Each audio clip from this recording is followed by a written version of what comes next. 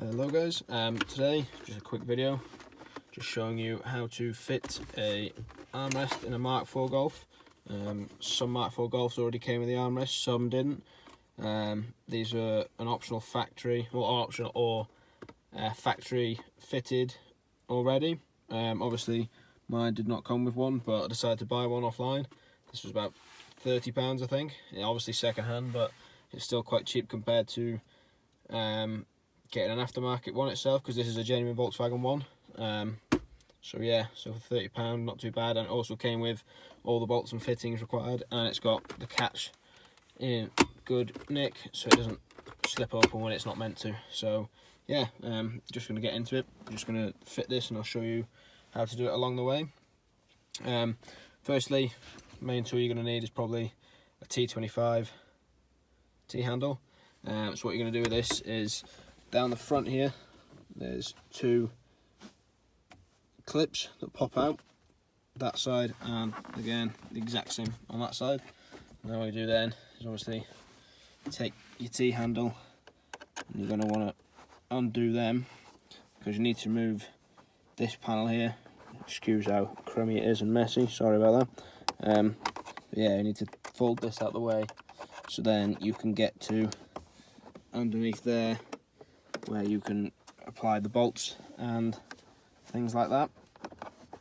So I'm going to go ahead and undo these and I'll come back to once they're out. So you've got both the T25s or T20s, T20s they are, sorry, out of the holes there. So you just place them to one side. So then this is now loose, it can come off, and you move on into the back here where sort of the rear ashtray is meant to be. If you can see down there, there's two holes, and in those holes you have to sort of keep it pressed open a bit like that. Again, there's another two T20s. There again, just remove them out and then you'll be able to lift this out of the way. So I'll come back to you once these are out of the way. So once those two bolts are loosened, obviously I haven't been able to take them out because they won't come out the hole, they just fall down inside and then you can lift it up. So once you can lift them out, you can just remove the bolts that way. Another good thing to do is, while it's still on, I've just disconnected and realised I probably should have done it while it was still had the tension pulled down. You need to remove this little secondary ashtray or coin tray, whatever it is. Again, just sort of get a flathead screwdriver and pop it up that way, so then you can get into the mechanism down there. That's sort of a secondary tray, but also leads down to the area where you can adjust the handbrake cable. So yeah, obviously sometimes that could be quite tight to get out, so if you do it while those two bolts are still connected, you'll have more pressure to pull against, if that makes sense. So yeah, so now obviously because they're undone, this can now lift up. So now that this is movable, I'll just pop that out of there and lift it forward that way. Obviously mine didn't, the cables for the fuel filler cap release. So now I can go and pick these up. I seem to have misplaced one. Hope it hasn't fallen down anywhere too dodgy. Or is it still within? I think it might still be in somewhere. Anyway, I'll find that afterwards. So yeah, I'll put that to the side now. Then what you want to do is you want to get to here basically. So two holes here and that one there. So what you're going to want to do is, obviously with the kit, mine's in the back, I'll get it out now. You obviously get the mount that sits in to the actual armrest itself. Oh, that's good. So yeah, you get obviously the two bolts there and the two clips. That's one more. And obviously these clips slide onto that there and turn that into basically a nut in itself, so then the 13mm bolts can sit in it properly, if that makes sense. So sort of they go onto there and then that locks in, tightens down, so it clamps itself again against the main frame of the actual vehicle. So yeah, you've obviously got them, and then you've also got this sort of specialist bolt, this one, I'll show you now. And what it does is it replaces the original bolt, or nut, sorry, that goes on there. So it's basically a nut and a bolt in itself. When I was looking at buying one of these, a lot of them were just selling them without the bolts. And obviously you can get a 13 head bolt anywhere. But the main one to get that was needed was this one, which is a genuine VW one. And I had a look everywhere, and the only place I could seem to find them was from America, and they're about £10 each, or the equivalent of whatever that is in dollars. So basically that just sits on top of the existing thread, so you take that nut off, you put that one on, and then it means that that bit on the actual clamp itself can sit in there flush. So yeah, so what I'm going to do is I'm just going to go ahead and undo that nut there, attach this, and then obviously put the 2 bolts in there, and I'll come back to you when that's done. With the clips also, there is a special way these go on, because obviously they could fit either way, because this is obviously 3 sides on it that have got space. But if you pull the carpet fitting back, you can see there's a gap in there, and what they do is you obviously just slide it up with the nut side bit going down. Just slide it onto it like that, and then try and wiggle it into place. It's a bit stiff obviously because it's a spring clip, but I'll just try and show you that a bit more detail. Oh, my hand gets in the way, I'm very sorry. Oh, there you go. See, it clips on there, and obviously it does move a bit, but once it's tightened down with the bolt in place, it won't move at all. So then, obviously what you want to do is make sure you get the frame lined up, so lines up with both the holes there, and it's on the adapted nut there. So then, obviously, you can take, these are actually genuine bolts from the original VW set for this in itself. So obviously, you know, all the fittings are correct. So I did have a look for quite a while after one of these, and a lot of them obviously didn't come without the bolts or anything like that. But obviously the aftermarket ones that people are charging stupid money for, yeah, I know £40 doesn't sound a lot for a brand new item, seeing as this was 30, obviously with the extra of the postage, but this is genuine, whereas the other ones are a bit more plasticky. They don't have like the soft cloth top like on the seats. Obviously you can get the leather ones if you've got the leather interior, but obviously I haven't, so I wanted the soft cloth. But the aftermarket ones apparently are quite plasticky, and that you can feel it in the quality of it. So once those 2 bolts are in, hand tight, put the nut over that one there, tighten it down by hand a little bit, and then obviously tighten down further with the 13mm ratchet. Obviously you could use a spanner if you wish, but I just find a ratchet's easier because you get more room to move with. So make sure that's not tightened, don't tighten down too hard, because obviously you don't want to round the heads off it or cause any internal damage. Sort of pull the thread out of the holes.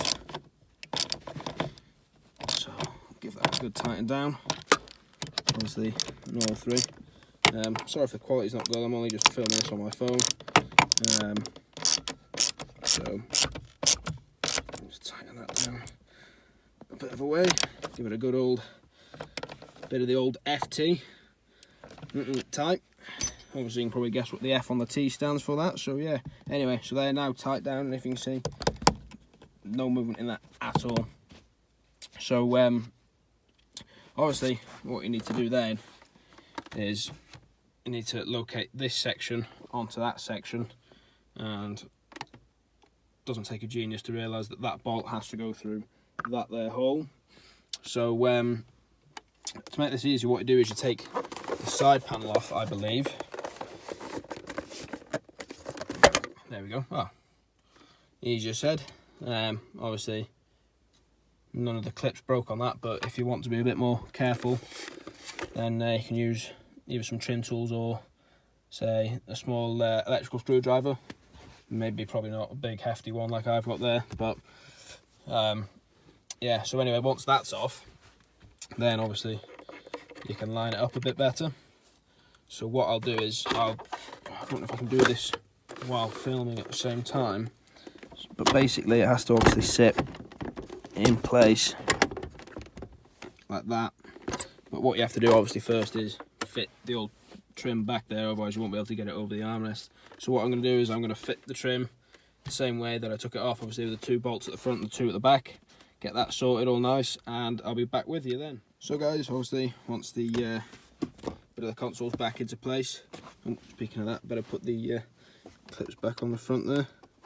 And just little pop clips there, so you just pop them on And they should stay in place. Yeah, get them the right way around. Obviously making sure that you've connected the fuel flap. Obviously just double checking I have, I'll shut that afterwards. Refitting the two T20s at the back there, I found that in the rear here, where the additional rear cup holder could be, you can pop that trim off, obviously with a flat blade screwdriver, and then you can manage to get your fingers in there and locate to T20s first before actually having to tighten them down. So once they're into place, then you can just put that back on and tighten them down. It's all done then. Obviously with this, so you take the trim off, you can then basically you just slide it in so it sits nice and tight against it, like so. And then obviously you can line up the holes at the back there on the side of that. So what I'm going to do is I'm going to go ahead, locate the bolt, tighten it down, and come back to you once that's on, and then carry on from there. As you can see, the armrest is now structurally fitted in. What I did find easy was when fitting this bolt in and lining it up, you move the passenger seat forward. I know it shows you the dirty rear footwell of mine, but oh well. You can actually get the bolt in a bit easier. So you've obviously got the hand room to move, and then you've got the room for the ratchet or spanner or however you're attaching it. I think that trim's just naturally like that. I'm not too sure. It might lock into place when I put the cover back on this. So what we'll do is we'll go ahead and we'll do that actually, and just lock it in like so. I hope. Oh. Nope. Line the tabs up. Lining the tabs up is going to be a pain on this, I reckon. Oh, did we nearly have it then? Come on, tabs. Come on.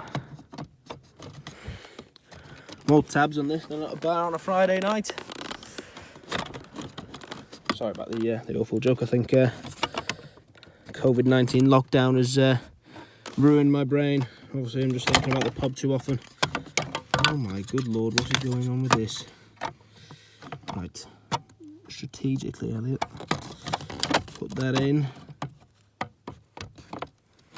push down. Hey, there we go. I hope.